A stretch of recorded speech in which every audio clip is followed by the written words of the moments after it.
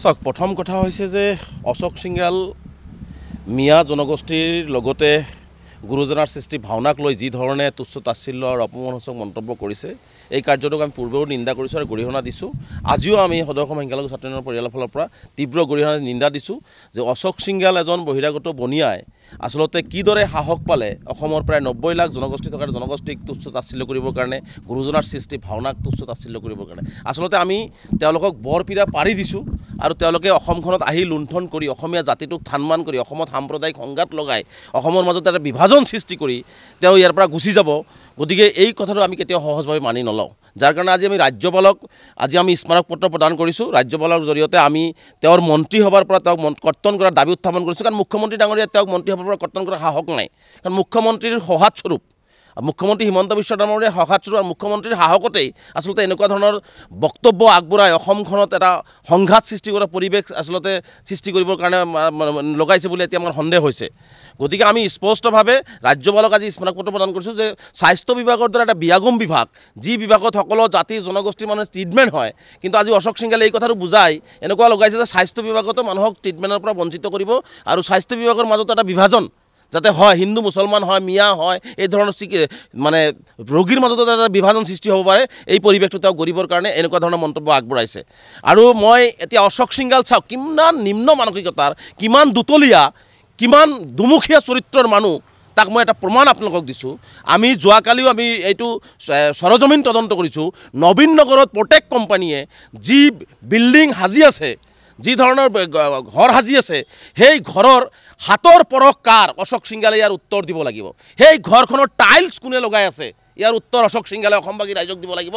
ঢেকীয়াজুলিত তেওঁ যিহেতু মিয়াৰ ভোট নালাগে, মিয়াৰ লগত 100% নাই, 1% মিয়াৰ লগত নাই, মই স্পষ্টকৈ কৈছোঁ মিয়াৰ লগত 1% নথকা মানুহজনৰ সেই প্ৰত্যেক কোম্পানীত কাম কৰা 90% শ্ৰমিক কোন, নাম ৰাজহুৱা কৰাৰ সাহস আছে নেকি? বুকুত সাহস আছে যদি অশোক সিংগালে সাহস ৰাজহুৱা কৰক। যি মানুহক যি বস্তু খায়, মানে যিসকলে যি বিশেষ মাংস খায়, সেইসকল মানুহৰ লগত তেওঁ নাই।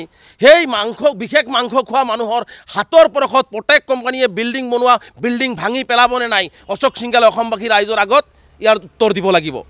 গতিকে আমি সেইকাৰণে কৈছোঁ যে এইটো এটা দুতলীয়া দুমুখীয়া চৰিত্ৰৰ সাম্প্ৰদায়িক বিষবাস্প পৰা অসম বিৰোধী, অসমীয়া জাতি বিৰোধী, অসমৰ সভ্যতা সংস্কৃতিৰ বিৰোধী এজন মানুহক এনেকুৱা বৰপীৰা পাৰি দি আজি আমি অসমখন ধ্বংসৰ পথলৈ লৈ গৈ আছোঁ। গতিকে অসমবাসী ৰাইজে সজাগ হ'ব লাগে, অসমবাসী ৰাইজে সচেতন হ'ব লাগে আৰু এই ধৰণৰ মানুহক অসমৰ ৰাজনৈতিক জীৱনৰ পৰা, সামাজিক জীৱনৰ পৰা বয়কট কৰিব লাগে। আৰু এটা উদাহৰণ আপোনালোকক দিছোঁ, অশোক সিংগাল যদি ইমানেই মিয়া বিদ্বেষী, মিয়াটো তেওঁৰ লগত নাই, তেওঁক দৰকাৰ নাই, অশোক সিংগালক মিয়াৰ দৰকাৰ নাই, অশোক সিংগালৰ চাৰ্টিফিকেটৰ দৰকাৰ নাই, অশোক সিংগালক মিয়াৰো প্ৰয়োজন নাই।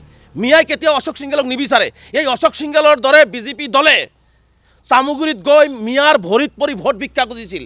যদি সাহস আছে, মিয়াৰ ভোট নালাগে, মিয়া অঞ্চলত প্ৰাৰ্থিত্ব নিদিওঁ, মিয়া অঞ্চলত কেম্পিং নকৰোঁ, বিজেপি নাযাওঁ, এই কথাটো স্পষ্ট কৰি ৰাজহুৱা কৰাৰ বহুত সাহস আছে যদি বিজেপি দল আৰু অশোক সিংগালে ঘোষণা কৰক। আজি মিয়াৰ অশোক সিংগাল দৰমহা ক'ৰ পৰা খাই আছে? অশোক সিংগালৰ পেটৰ ভিতৰত যিটো খাদ্য তেওঁ কিনি খাই আছে, যিটো সময়ত তেওঁ পৰিয়াল পোহপাল দি আছে, সেই দৰমহাত ৰাইজৰ কৰৰ জৰিয়তে সেই দৰমহা দিয়া হয়। সেই কৰৰ মাজত মিয়াৰো কৰ আছে, মিয়াও টেক্স দিছে।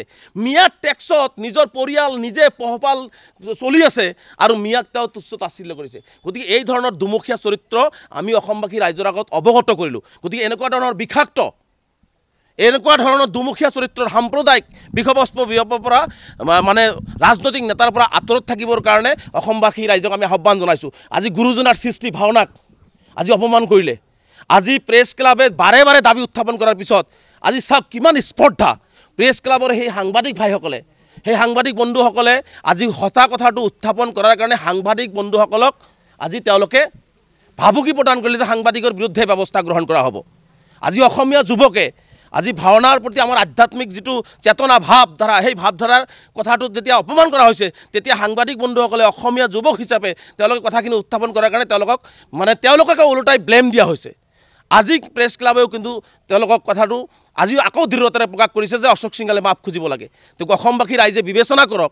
যিজন ব্যক্তিয়ে প্ৰেছ ক্লাবৰ সভাপতিক মিছলীয়া ক'ব পাৰে, যিজন ব্যক্তি অসমীয়া যুৱকৰ সন্মুখত গুৰুজনাক সৃষ্টিক অপমান কৰি তাৰপিছতো তেওঁ মিছাৰ আশ্ৰয় ল'ব পাৰে, তেনেহ'লে এই ধৰণৰ ব্যক্তিক কিয় মুখ্যমন্ত্ৰীয়ে প্ৰশ্ৰয় দিছে সেই কথাটি আমি হাতৰ হৈ ৰ'ল, যাৰ কাৰণে আমি ৰাজ্যপালৰ হস্তক্ষেপ বিচাৰিছোঁ। ৰাজ্যপালক এইজন মন্ত্ৰীৰ আচলতে আনফিট মন্ত্ৰীক যোগ্যতা নাই, তেওঁৰ যোগ্যতাহীন মন্ত্ৰী এজন, তেওঁৰ এই মন্ত্ৰী থকাৰ যোগ্যতা নাই, নৈতিক অধিকাৰ হেৰুৱাই পেলাইছে।